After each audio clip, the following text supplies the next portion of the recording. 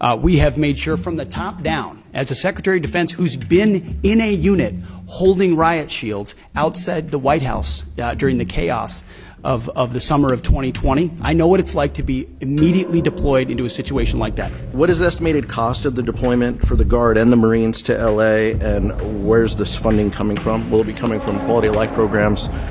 Every American citizen deserves to live in a community that's safe, and ICE agents need to be able to do their job.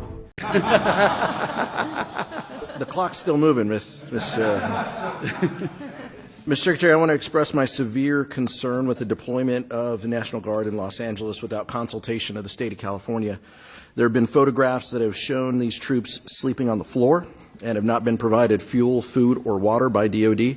How long will this deployment last, and why were we unprepared to provide them basic necessities such as food and water? The commanders and troops on the field are very well prepared, sir. They responded incredibly rapidly to a deteriorating situation with equipment and capabilities.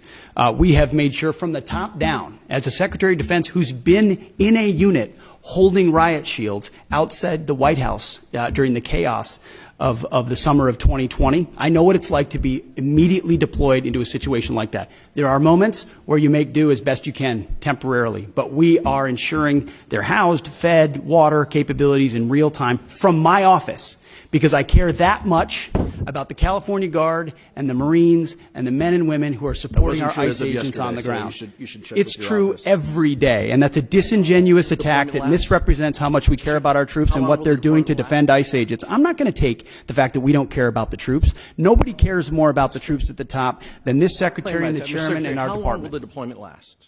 We stated very publicly that it's 60 days.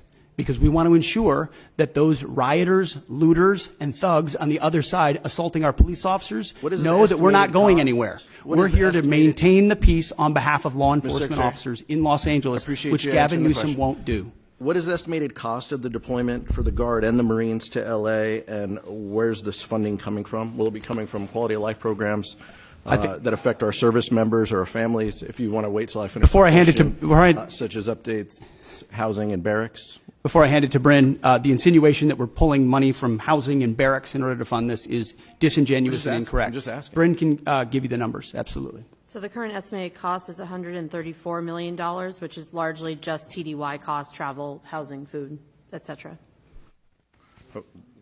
Where's it coming from? That's the cost, but where's it coming from? Out of their O&M accounts. With the most recent deployment of the Marines, Mr. Secretary, what's the justification for using the military for civilian law enforcement purposes in L.A.? Why are you sending war fighters to cities to interact with civilians? Every American citizen deserves to live in a community that's safe, and ICE agents need to be able to do their job. They're being attacked for doing their job, which is deporting illegal criminals.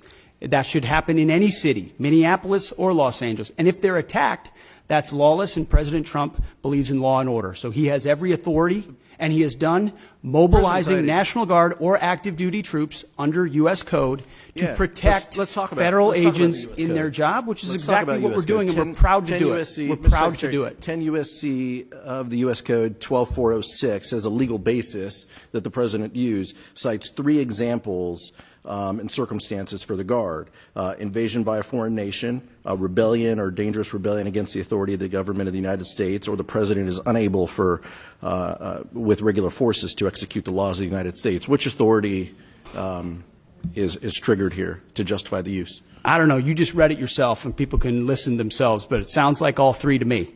If you've got millions of illegals and you don't know where they're coming from, they're waving flags from foreign countries and assaulting police officers and law enforcement officers, that's the problem. The laws of the United States? No, the governor of California is unable to execute the laws of the United States. The governor of the California has failed to protect his people, along with the mayor of Los Angeles, and so President Trump has said he will protect our agents, and our Guard and Marines are proud to do it. The law also says, Mr. Secretary, that the orders for these purposes shall be issued through governors of the states. You and I both know that President Trump has all the authorities necessary, and thankfully he's willing to do it on behalf of the citizens of Los Angeles, on behalf of our ICE agents, and behalf of our country.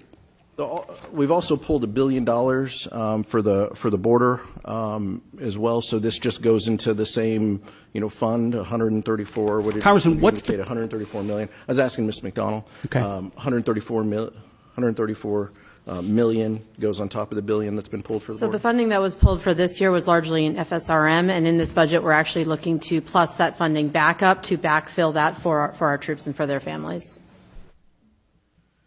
Thank you, Mr. Chairman. Thank the gentleman. Mr. Valadeo. Subscribe to One India and never miss an update. Download the One India app now.